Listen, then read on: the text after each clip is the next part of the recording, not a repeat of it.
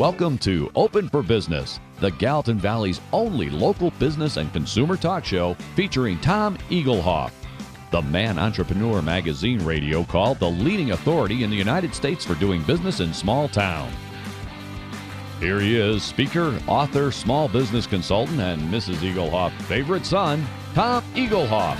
All right, welcome everyone. Open for Business. We air every Saturday live from 11 a.m. to 2 p.m. Mountain Time on AM 1450 KMMS in Bozeman, 1340 KPRK in Livingston, Montana. If you'd like to be a part of the big broadcast, go to kmmsam.com and click Listen Live. The call-in number during the show, 406-522-TALK, 406-522-8255.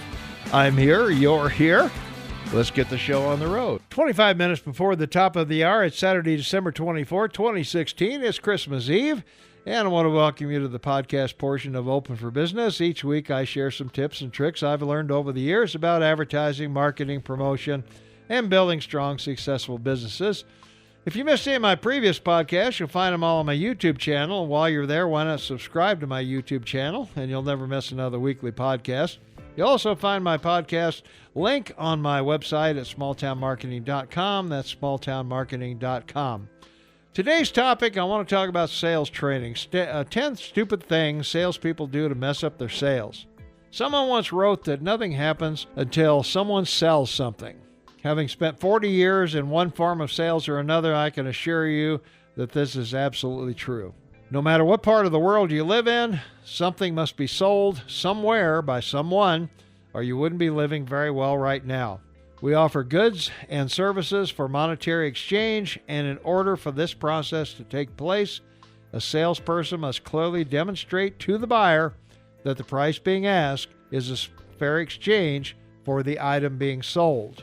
So why is it that some salespeople do everything they possibly can to keep the sale from happening? Well, in most cases, it's a lack of knowledge about how the selling process works and failure to do one or all of the following 10 things. The first one is failing to establish rapport with the customer.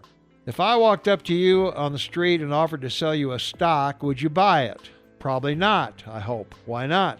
Well, one good reason is you have no idea who I am. We've not established a level of comfort between each other. No matter how good the stock or my offer to sell it might be, you're still going to be skeptical. It's rarely the product or service that we're skeptical of. It's the person we're dealing with that's most often the issue. Many salespeople make this kind of common mistake. Something as simple as a name exchange can put the sale on a positive footing. Calling people by name shows respect for them as human beings. As Dale Carnegie said in his best-selling book, How to Win Friends and Influence People, the most beautiful sound to any person is the sound of his or her own name. Haven't we all met people that we just liked right away and others that we had to warm up to over time? Which type of person are you? If you're the latter, there are ways to become the former. Do you realize it's impossible to be polite and courteous and rude and pushy at the same time? If you come across to the customer as rude and pushy, your chances of making it in the sales world are small.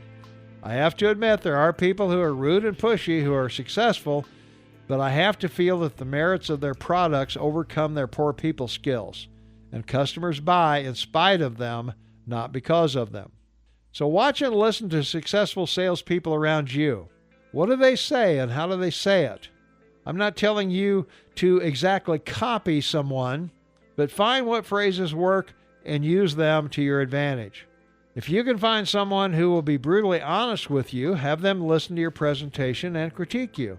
Build on your strengths and reduce your weaknesses. Failure to find needs. When a customer walks into your place of business, they're there because they have some kind of need to fill. And are they kind enough to share that with you, what that need might be?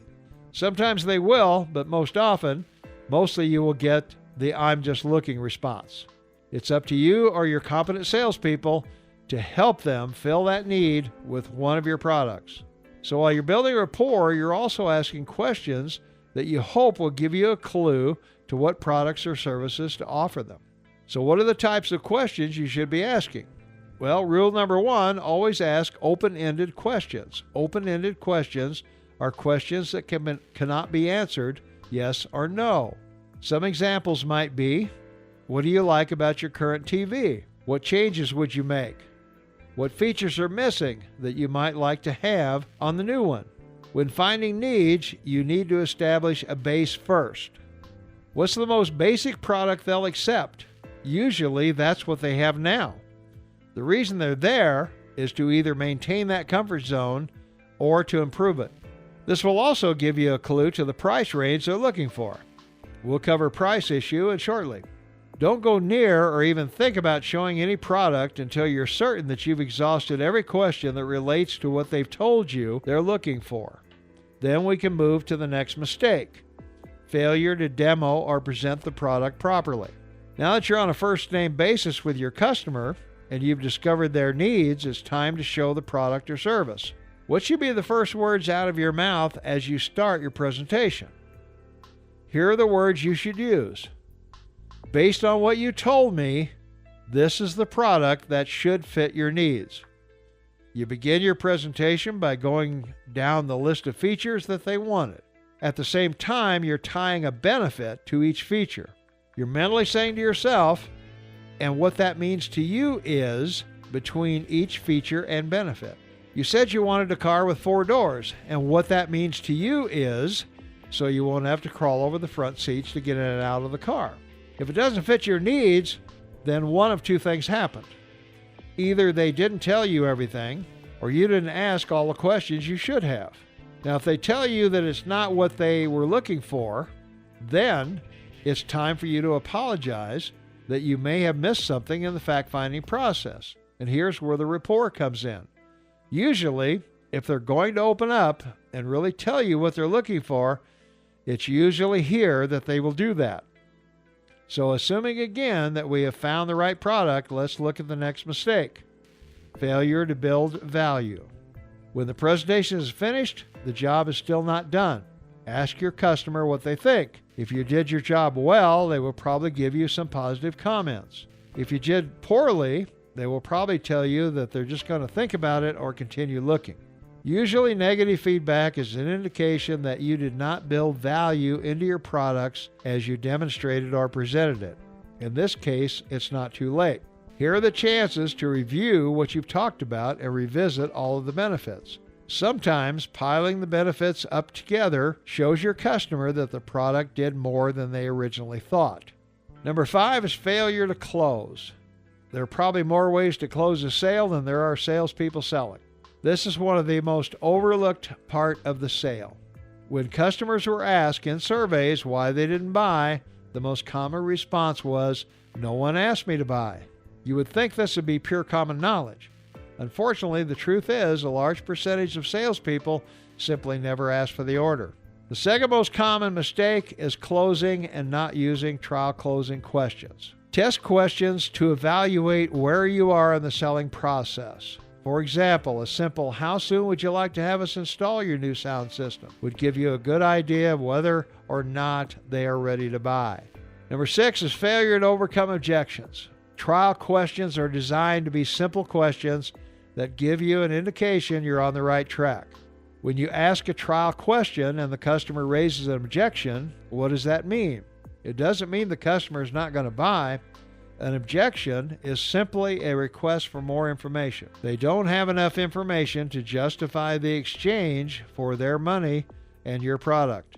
Keep in mind there are only 2 kinds of objections: valid and invalid. There is no way to overcome a valid objection. I wear size 12 shoes. No matter how much I like the size 7 shoes, I can't wear them. They're the wrong size, and that's a valid objection. An invalid objection can be overcome by finding a way of satisfying the customer's concerns. Usually it's a matter of restating the objection so the customer knows that you understand it, then deciding if it's valid or invalid. If it's invalid, then you need to find a way to overcome it. As I mentioned at the start of the podcast, I've been in sales for over 40 years. I've sold all kinds of products and services. At most, no matter what I was selling, there are probably only 8 to 10 objections that you hear most often. Discuss the common objections with your fellow sales associates and find the best way to overcome those 10 common objections. Doing this one simple step should dramatically increase your sales. Number 7 is failure to sell an add-on. There are always accessories that go along with most products. Would any salesperson sell a musical instrument without a carry case to carry it in? A stereo system without speakers or CD player without CDs? If you're not selling the accessories, then your commission checks are not as large as they should be.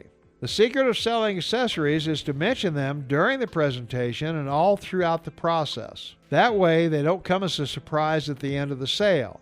Here's the carry case we talked about earlier. Failure to know your inventory is number 8. This only happened to me once, and it will probably only happen to you once. You finish the sale, the customer has said yes, and when you go to write up the sale, you find that you're out of the product. And it'll be 4 to 6 weeks before you have it back in stock from the factory. After this happened to me, I never took the sales floor without checking the computer and knowing what products I was out of. Number 9 is failure to follow up with your customer. Customers who buy from you the second time are more likely to become regular customers. Customers like to feel appreciated. The fact that you check back with them is not only a sign of respect, but it shows your concern for their satisfaction. You can build a much stronger rapport with them this way, and the chances are very good that your competitors are not going to follow up at all. Finally, number 10, failure to ask for referrals. Here's one more reason to build a strong rapport with your customers. If your customer is pleased with their purchase, do you think they're going to tell someone about it? You bet they will. During your product follow-up, ask who they might have told about their new product. If they mention anyone in particular, ask them if you could get their number or mention your name when you call on them. We all like to buy from people our friends trust. Referrals are the best way to eliminate cold calling. Finally, have I made all these mistakes during my selling career? You bet I have. That's the reason I'm doing this podcast. Hopefully, I can alert you or your sales staff to some common things they need to think about before, during, and after the sale. And the last point I want to make is this. You need to develop a way of measuring your sales. Nothing can be improved unless you know what to improve on. Keep records on how many customers you talk to in the course of a day. How many customers do you need to see before a sale occurs? Why did some buy but others did not? Begin analyzing each sale until you discover what you're doing wrong or leaving out. Keep track of the selling steps and how to avoid these mistakes and watch your sales improve. And that's the podcast. If you missed any of my previous podcasts, you'll find them all on my YouTube channel. And please subscribe to my YouTube channel or on my website at smalltownmarketing.com. That's smalltownmarketing.com. So tune in each Saturday and let's build successful businesses together.